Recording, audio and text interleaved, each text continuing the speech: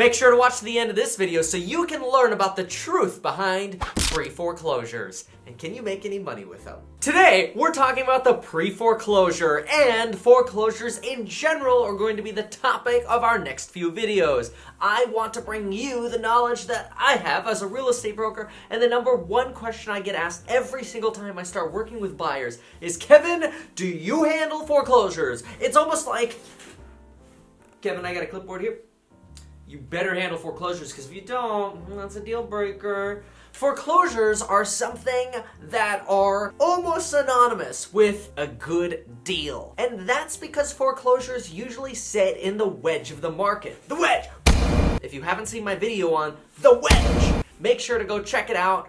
Little card at one of these little corners about the wedge of the market. Really, really great video, especially if you're interested in buying real estate. You'll really learn what kind of real estate you should be looking for to make sure you get a good deal. So now let's talk foreclosures. There's a lot of mystery around foreclosures. I started getting my feet wet in the real estate industry in 2009 and really started going for it in 2010 and 2011, which was basically the depths of the market and a peak when it came to foreclosures and short sales. In fact, it was so common to have foreclosures and short sales on the market. Over 95% of listings were short sales and foreclosures in 2010 in our area, that anytime a normal sale hit the market, like a regular seller just selling a home instead of a bank or one of the other foreclosure options, which we're gonna talk about what all those different things are, people would say in the marketing remarks, not a short sale, not a foreclosure, which was really annoying because I would set up, or initially I set up a negative search to find listings that were not short sales and foreclosures. So I'd write in, exclude all listings that say short sale and foreclosure, and it would also exclude those. Yeah, that's what happens when you're 2 weeks into a new career. Anyway, I want to deflower. So I just want to deflower you. The foreclosure process a little bit. I don't want to get too technical in this, and I'm going to break this video up into parts because quite frankly, this is the 4th time I've recorded this video, and every single time I record it as one big thing, I get some 40-minute long video, and then I cut it and edit it all, and I'm like, delete, drag folder, to trash, start over, you suck. Nobody's gonna wanna watch that. Boring. So we're breaking it up for you. In fact, I'm even tempted to bring out the big white piece of paper, which I thought I said I would never do. I don't know why I have this big paper back here. Maybe because I want to make YouTube videos with paper one day. Probably not. But I think it'll be helpful in this. Let's try it. Everybody likes color. Okay, here's my big poster board. So, let's make this very simple for you and give you a rudimentary outline of what the foreclosure process looks like. First, you stop sending your dollar signs into the bank. You don't make the payment, but that's okay because the bank's like, hey man, you owe us money, and if you don't pay us, we're just gonna take the house back. That's the foreclosure process. It's kind of like getting a car repossessed. You stop making payments on your Tesla, all of a sudden you might see a tow truck out there and that Tesla go bye-bye.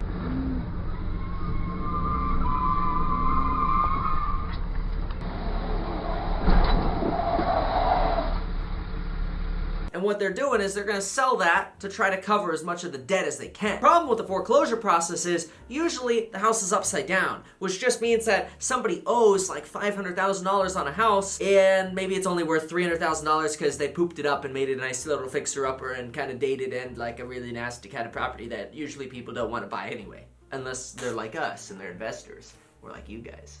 After about 120 days of somebody not making payments to the bank, something called a notice of default can get filed by the bank. This is a very, very important date, and it's often just shortened as NOD. This is such an important date because a lot of things happen from this date. Because this NOD, or notice of default, is just a publicly recorded document, which, quite frankly, you can pretty much record whatever you want.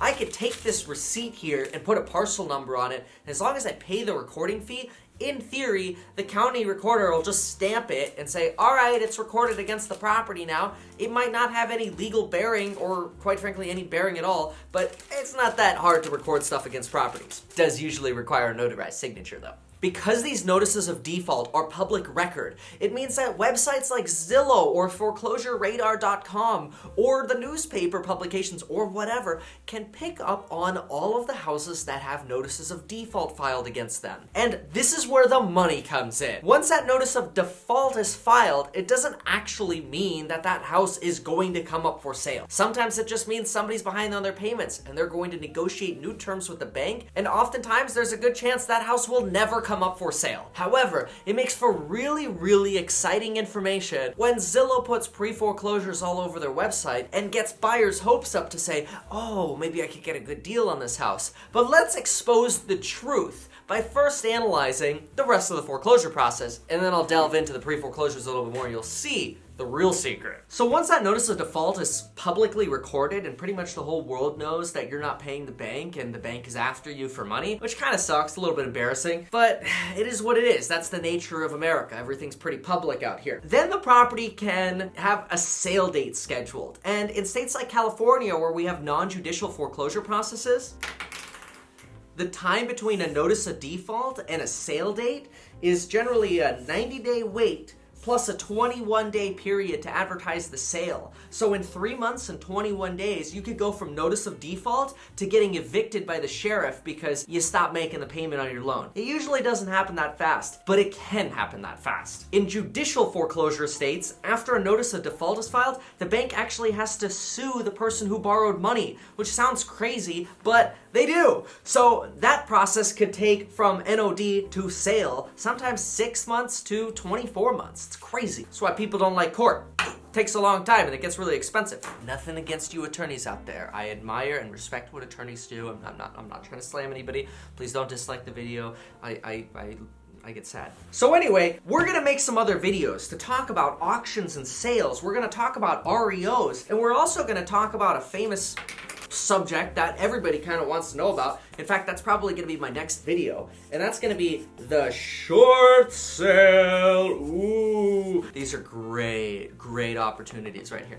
Stay tuned for the next video on that. But right now, what I want to do is talk about the pre-foreclosure. And basically, the pre-foreclosure is exactly what it sounds like. The foreclosure is really the date a foreclosure happens. The sale date, the auction date. And it will either sell at auction or it won't sell and it'll become an REO. We're going to discuss these in detail in the next videos coming out in the series. But right now, just focus on this part. This side of what I just drew is the pre-foreclosure part because it's everything before that sale date.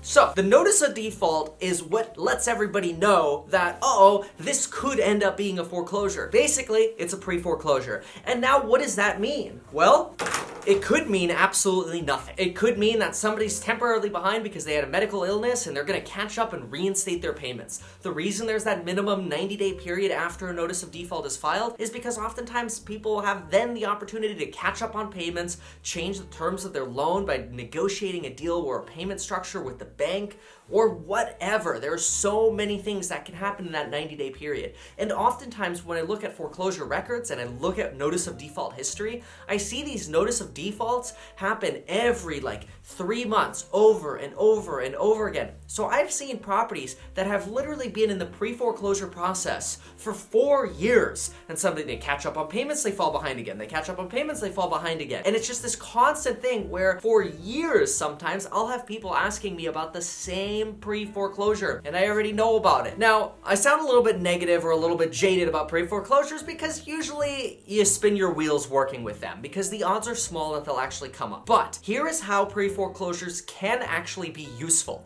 If a house has a $500,000 loan on it and it's only worth $300,000, then really the only option before a sale date is a short sale. So if you and your agent knock on the door or whatever and suggest, hey, would you be interested in doing a short sale? And remember, we're making a full video on short sales in the coming days here, so really delve into the short sale process. But now you might actually be able to pick up a short sale deal before anybody else had the opportunity to buy that property. So that can be a good opportunity when it comes to pre-foreclosures, is using the notice of default, the signal that says this property is now a pre-foreclosure, to find targeted groups of people who might be interested in doing a short sale. The other option is if there is equity in the property, example, the foreclosure amount is $300,000, but the house is actually worth $500,000. Now there's equity in there. What people oftentimes do in cases like this is they'll go knock on the door and say, hey, I'll give you $350,000 right now.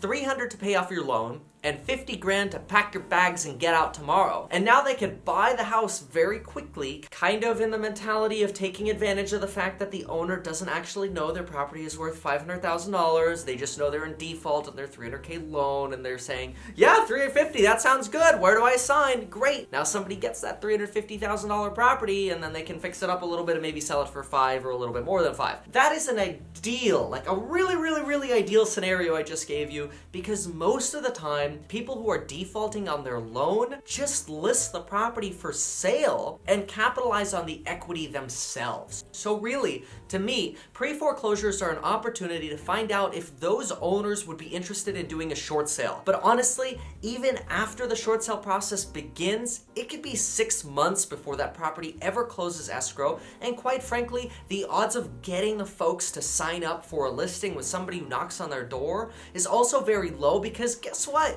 You ain't the only person who thought of the idea before. So my overall recommendation out of this whole chart here is, when you see pre-foreclosures, honestly, just take them for what they are. What they are is an opportunity to get you to spend more time on websites like Zillow.com, and every time you click on a listing and you see an agent's face next to that, Zillow can sell that data as impressions to real estate agents who pay to advertise on their website. So to me, pre-foreclosures are really just an opportunity for Zillow to market their website and their database as having more information than the next best website, and it's not really that much of a useful tool, because really, the odds are extremely low of chasing down pre-foreclosures. Don't let this video discourage you, because I'm gonna have some really amazing tips and tricks coming in the next few videos. Really stay tuned for an amazing piece of advice I have for always making sure you get an amazing deal on an REO property, or one that's already been foreclosed and is bank owned. Auctions, online auctions, and short sales, all of this coming soon, so stay tuned. Let me know what you thought about pre-foreclosures.